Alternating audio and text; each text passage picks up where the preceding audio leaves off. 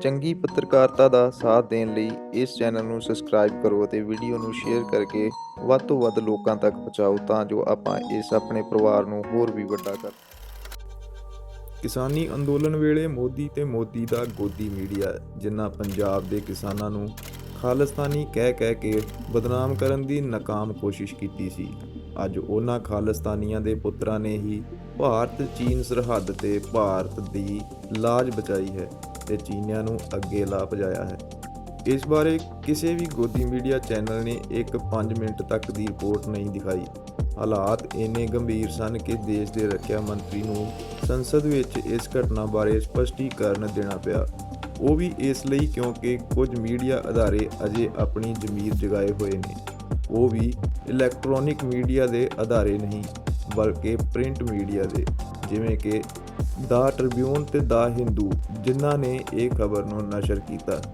ਜੇਕਰ ਇਹਨਾਂ ਅਖਬਾਰਾਂ ਨੇ ਇਸ ਘਟਨਾ ਤੇ ਰਿਪੋਰਟ ਨਾ ਛਾਪੀ ਹੁੰਦੀ ਤਾਂ ਸ਼ਾਇਦ ਸਾਨੂੰ ਏਡੀ ਵੱਡੀ ਘਟਨਾ ਦਾ ਪਤਾ ਵੀ ਨਾ ਲੱਗਦਾ।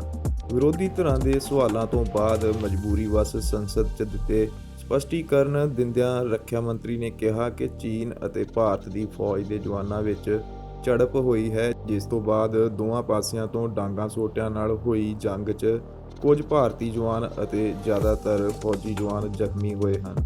ਹਾਲਾਂਕਿ ਇਸ ਬਿਆਨ ਵਿੱਚ ਕਿੰਨੀ ਕੁ ਸੱਚਾਈ ਹੈ ਇਸ ਬਾਰੇ ਕੁਝ ਵੀ ਕਿਹਾ ਨਹੀਂ ਜਾ ਸਕਦਾ। ਕੁਝ ਸਮਾਂ ਪਹਿਲਾਂ ਗਿਲਵਾਨ ਘਾਟੀ ਵਿੱਚ ਵੀ ਕੁਝ ਇਸੇ ਪ੍ਰਕਾਰ ਦੀ ਘਟਨਾ ਹੋਈ ਸੀ। ਹਾਲਾਂਕਿ ਉਸ ਸਮੇਂ ਭਾਰਤੀ ਜਵਾਨਾਂ ਦੀ ਸੰਖਿਆ ਘੱਟ ਸੀ, ਜਿਸ ਕਾਰਨ ਭਾਰਤੀ ਫੌਜ ਦੇ 21 ਜਵਾਨ ਸ਼ਹੀਦ ਹੋ ਗਏ ਸਨ ਅਤੇ ਚੀਨ ਦੇ ਵੀ ਕੁਝ ਜਵਾਨ ਸ਼ਹੀਦ ਹੋਏ ਸਨ, ਜਿਸ ਬਾਰੇ ਹਰ ਵਾਰ ਦੀ ਤਰ੍ਹਾਂ ਚੀਨੀ ਮੀਡੀਆ, ਜੋ ਕਿ ਪੂਰੀ ਤਰ੍ਹਾਂ ਸੱਤਾ ਹੇਠ ਕੰਮ ਕਰਦਾ ਹੈ, ਉਹਨਾਂ ਕਿਸੇ ਵੀ ਚੀਨੀ ਜਵਾਨ ਦੀ ਮੌਤ ਦੀ ਖਬਰ ਤੋਂ ਇਨਕਾਰ ਕਰ ਦਿੱਤਾ ਸੀ। ਗਿਲਵਾਨ ਘਾਟੀ ਦੀ ਉਸ ਘਟਨਾ ਤੋਂ ਬਾਅਦ ਜ਼ਾਹਿਰ ਹੈ ਕਿ ਭਾਰਤੀ ਫੌਜ ਨੇ ਆਪਣੇ ਜਵਾਨਾਂ ਦੀ ਗਿਣਤੀ ਕਾਫੀ ਹੱਦ ਤੱਕ ਵਧਾ ਦਿੱਤੀ ਸੀ ਅਤੇ ਖਾਸ ਤੌਰ ਤੇ ਸਿੱਖ ਰੇਜੀਮੈਂਟ ਦੇ ਜਵਾਨਾਂ ਦੀ ਗਿਣਤੀ ਕਾਫੀ ਹੱਦ ਤੱਕ ਵਧਾਈ ਸੀ। ਉਹ ਇਸ ਲਈ ਕਿਉਂਕਿ ਫੌਜ ਦਾ ਹੁਣ ਤੱਕ ਦਾ ਤਜਰਬਾ ਹੈ ਕਿ ਇਹੋ ਜਿਹੇ ਇਲਾਕੇ ਜਿੱਥੇ ਕਿ ਹਥਿਆਰਾਂ ਤੇ ਪਾਬੰਦੀ ਹੁੰਦੀ ਹੈ ਅਤੇ ਦੋਵੇਂ ਮੁਲਕਾਂ ਦੀ ਫੌਜ ਦੇ ਜਵਾਨ ਬਿਨਾਂ ਹਥਿਆਰਾਂ ਪੈਟਰੋਲਿੰਗ ਕਰਦੇ ਨੇ ਅਤੇ ਝੜਪ ਹੋਣ ਤੇ ਹੱਥਾਂ ਨਾਲ ਜਾਂ ਮਾਮੂਲੀ ਡਾਂਗ ਸੋਟਿਆਂ ਨਾਲ ਲੜਨਾ ਪੈਂਦਾ ਹੈ। ਇਹੋ ਜਿਹੇ ਹਾਲਾਤਾਂ ਵਿੱਚ ਸਿੱਖ ਰੇਜੀਮੈਂਟ ਹਮੇਸ਼ਾ ਦੁਸ਼ਮਣਾਂ ਤੇ ਭਾਰੀ ਪੈਂਦੀ ਹੈ, ਜਿਵੇਂ ਕਿ ਇਸ ਵਾਰ ਹੋਇਆ। ਅਤੇ ਇੱਕ ਇਹੀ ਮਿਸਾਲ ਗਿਲਵਾਨ ਵਿੱਚ ਵੀ ਸਾਡੇ ਸਾਹਮਣੇ ਆਈ ਸੀ, ਜਿੱਥੇ ਇੱਕ ਸਿੱਖ ਜਵਾਨ 4 ਚੀਨੀ ਫੌਜੀਆਂ ਤੇ ਭਾਰੀ ਪਿਆ ਸੀ।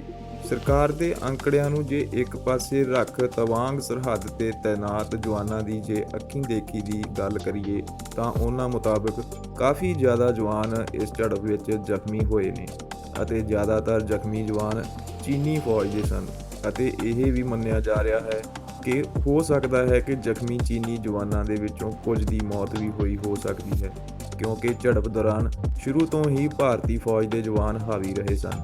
ਪਰ ਇੱਥੇ ਹੈਰਾਨੀ ਵਾਲੀ ਗੱਲ ਇਹ ਹੈ ਕਿ ਹੁਣ ਤੱਕ ਭਾਰਤ ਸਰਕਾਰ ਇਹ ਮੰਨਣ ਲਈ ਤਿਆਰ ਨਹੀਂ ਕਿ ਚੀਨ ਨੇ ਭਾਰਤ ਦੇ ਕਰੀਬ 14 ਕਿਲੋਮੀਟਰ ਅੰਦਰ ਤੱਕ ਆਪਣੀਆਂ ਗਤੀਵਿਧੀਆਂ ਵਧਾਈਆਂ ਹਨ। NDTV ਨੇ ਪਿਛਲੇ ਸਮੇਂ ਵਿੱਚ ਇੱਕ ਰਿਪੋਰਟ ਪ੍ਰਸਾਰਿਤ ਕੀਤੀ ਸੀ, ਜਿਸ ਵਿੱਚ ਇਹ ਸਾਫ਼ ਨਜ਼ਰ ਆਉਂਦਾ ਸੀ ਕਿ ਚੀਨੀ ਫੌਜ ਕਿਵੇਂ ਭਾਰਤੀ ਇਲਾਕੇ ਵਿੱਚ ਕੇਵਲ ਦਾਖਲ ਹੀ ਨਹੀਂ ਹੋ ਰਹੀ ਬਲਕਿ ਕੰਸਟਰਕਸ਼ਨ ਕਰ ਰਹੀ ਹੈ ਅਤੇ ਆਪਣੀਆਂ ਚੌਕੀਆਂ ਤੱਕ ਬਣਾ ਰਹੀ ਹੈ। ਅਤੇ ਹੁਣ ਐਕਸਕਲੂਸਿਵ ਸੈਟੇਲਾਈਟ ਤਸਵੀਰਾਂ ਵਿੱਚ ਇਹ ਵੀ ਦੇਖਿਆ ਜਾ ਸਕਦਾ ਹੈ ਕਿ ਉੱਥੇ ਇੱਕ ਰੋਡ ਦਾ ਨਿਰਮਾਣ ਚੱਲ ਰਿਹਾ ਹੈ ਜੋ ਲਗਭਗ ਪੂਰਾ ਹੋਣ ਦੇ ਕਿਨਾਰੇ ਹੈ। ਪਰ ਪਤਾ ਨਹੀਂ ਕਿਸ ਡਰ ਤੋਂ ਸਾਡੇ ਪ੍ਰਧਾਨ ਮੰਤਰੀ ਸ੍ਰੀ ਨਰਿੰਦਰ ਮੋਦੀ ਅਤੇ ਗ੍ਰਹਿ ਮੰਤਰੀ ਅਮਿਤ ਸ਼ਾਹ ਚੀਨ ਸਾਹਮਣੇ ਚੁੱਪ ਧਾਰੀ ਬੈਠੇ ਨੇ, ਜੋ ਕਿ ਦੇਸ਼ ਲਈ ਚੰਗਾ ਨਹੀਂ। ਚੀਨ ਵੱਲੋਂ ਵਾਰ-ਵਾਰ ਕੀਤੀਆਂ ਜਾਂਦੀਆਂ ਇਸ ਹਿੰਸਕ ਕਾਰਵਾਈਆਂ ਦਾ ਇੱਕ ਪੱਖ ਹੋਰ ਵੀ ਹੈ ਜੋ ਜ਼ਿਆਦਾਤਰ ਲੋਕ ਨਹੀਂ ਜਾਣਦੇ। ਇੱਕ ਤਾਂ ਜਦ ਵੀ ਚੀਨ ਸਰਕਾਰ ਵਿੱਚ ਕਿਸੇ ਗੱਲੋਂ ਵਿਰੋਧ ਹੋ ਰਿਹਾ ਹੁੰਦਾ ਹੈ ਤਾਂ ਇਹੋ ਜਿਹੀਆਂ ਕਾਰਵਾਈਆਂ ਦੇਖਣ ਨੂੰ ਮਿਲਦੀਆਂ ਨੇ। ਇਸ ਸਮੇਂ ਵੀ ਚੀਨ ਸਰਕਾਰ ਦਾ ਲੋਕਾਂ ਵੱਲੋਂ ਵੱਡੇ ਪੱਧਰ ਤੇ ਵਿਰੋਧ ਹੋ ਰਿਹਾ ਹੈ ਅਤੇ ਜਿਸ ਸਮੇਂ ਗਿਲਵਾਨ ਦੀ ਘਟਨਾ ਵਾਪਰੀ ਸੀ ਉਸ ਸਮੇਂ ਵੀ ਸਰਕਾਰ ਦਾ ਵਿਰੋਧ ਜ਼ੋਰਾਂ ਤੇ ਸੀ ਕੋਵਿਡ ਨੂੰ ਲੈ ਕੇ। ਅਤੇ ਇਸ ਘਟਨਾ ਤੋਂ ਬਾਅਦ ਚੀਨੀ ਸਰਕਾਰ ਅਤੇ ਉੱਥੋਂ ਦਾ ਮੀਡੀਆ ਆਮ ਜਨਤਾ ਦਾ ਧਿਆਨ ਭਟਕਾਉਣ ਵਿੱਚ ਕਾਮਯਾਬ ਰਹੇ ਸਨ। ਬਾਕੀ ਇਸ ਵਿੱਚ ਤਾਂ ਚੀਨ ਦਾ ਮੀਡੀਆ ਮਾਹਿਰ ਹੈ ਹੀ ਅਤੇ ਹੁਣ ਤਾਂ ਭਾਰਤ ਦਾ ਮੀਡੀਆ ਵੀ ਚੀਨੀ ਚਾਲ ਚੱਲ ਰਿਹਾ ਹੈ ਅਤੇ ਚੀਨੀ ਚਾਲ ਚੱਲਦੇ ਮੀਡੀਆ ਦੀ ਸੁਤੰਤਰਤਾ ਮੀਡੀਆ ਦੀ ਆਜ਼ਾਦੀ ਦੀ 180 ਦੇਸ਼ਾਂ ਦੀ ਸੂਚੀ ਵਿੱਚ 150ਵੇਂ ਨੰਬਰ ਤੇ ਆ ਪਹੁੰਚਿਆ ਹੈ। ਖੈਰ ਇਹ ਇੱਕ ਵੱਖਰਾ ਵਿਸ਼ਾ ਹੈ। ਇਸ ਦੀ ਪੂਰੀ ਜਾਣਕਾਰੀ ਭਰਪੂਰ ਵੀਡੀਓ ਤੁਹਾਡੇ ਲਈ ਜਲਦੀ ਲੈ ਕੇ ਆਵਾਂਗੇ। ਹੁਣ ਗੱਲ ਕਰ ਲੈਂਦੇ ਹਾਂ ਸ੍ਰੀ ਨਰਿੰਦਰ ਮੋਦੀ ਜੀ ਦੀ। ਚੀਨ ਦੇ ਇਸ ਹਮਲੇ ਤੋਂ ਬਾਅਦ ਵਿਰੋਧੀ ਧਿਰ ਜਾਨੀ ਕਾਂਗਰਸ ਬੜੇ ਗੰਭੀਰ ਸਵਾਲ ਬੀਜੇਪੀ ਤੇ ਨਰਿੰਦਰ ਮੋਦੀ ਕੋਲੋਂ ਪੁੱਛੇ ਨੇ। 2019 ਦੇ ਵਿੱਚ ਚੋਣਾਂ ਤੋਂ ਪਹਿਲਾਂ ਭਾਰਤੀ ਸਰਕਾਰ ਨੇ ਚੀਨ ਵਿਰੁੱਧ ਕਦਮ ਚੱਕਦਿਆਂ ਚੀਨ ਦੀਆਂ ਕੁਝ ਐਪਸ ਨੂੰ ਬੰਦ ਕਰ ਦਿੱਤਾ ਸੀ। ਮਤਲਬ ਭਾਰਤ ਦੇ ਵਿੱਚ ਉਹਨਾਂ ਐਪਸ ਤੇ ਬੈਨ ਲਗਾ ਦਿੱਤਾ ਸੀ ਅਤੇ ਇਸ ਨਾਲ ਦਾਅਵਾ ਕੀਤਾ ਗਿਆ ਸੀ ਕਿ ਚੀਨ ਨੂੰ ਵੱਡਾ ਨੁਕਸਾਨ ਹੋਵੇਗਾ ਅਤੇ ਭਾਰਤੀ ਨਿਵੇਸ਼ਕਾਂ ਨੂੰ ਭਾਰਤੀ ਐਪਸ ਨੂੰ ਨਵੇਂ ਮੌਕੇ ਮਿਲਣਗੇ ਅਤੇ ਭਾਰਤ ਦੀ ਅਰਥ ਵਿਵਸਥਾ ਵਿੱਚ ਵੀ ਸੁਧਾਰ ਹੋਵੇਗਾ। ਪਰ ਕਾਂਗਰਸ ਨੇ ਸਵਾਲ ਕਰਦਿਆਂ ਕਿਹਾ ਕਿ ਇਹਨਾਂ ਚੋਂ ਕਈ ਐਪਸ ਨੂੰ ਫਿਰ ਤੋਂ ਸਰਕਾਰ ਨੇ ਚੁੱਪ ਚਪੀਤੇ ਮਨਜ਼ੂਰੀ ਦੇ ਦਿੱਤੀ ਅਤੇ ਮਨਜ਼ੂਰੀ ਹੀ ਨਹੀਂ ਬਲਕਿ ਇਹਨਾਂ ਐਪਾਂ ਦੀ ਵਰਤੋਂ ਹੁਣ ਕੁਝ ਦਿਨ ਪਹਿਲਾਂ ਹੋਈਆਂ ਚੋਣਾਂ ਜੋ ਕਿ ਗੁਜਰਾਤ ਦੇ ਵਿੱਚ ਅਤੇ ਹਿਮਾਚਲ ਪ੍ਰਦੇਸ਼ ਦੇ ਵਿੱਚ ਹੋਈਆਂ ਸਨ, ਉਹਨਾਂ ਵਿੱਚੋਂ ਗੁਜਰਾਤ ਦੀਆਂ ਚੋਣਾਂ ਵਿੱਚ ਇੱਕ ਐਪ ਦਾ ਯੂਜ਼ ਕੀਤਾ ਗਿਆ।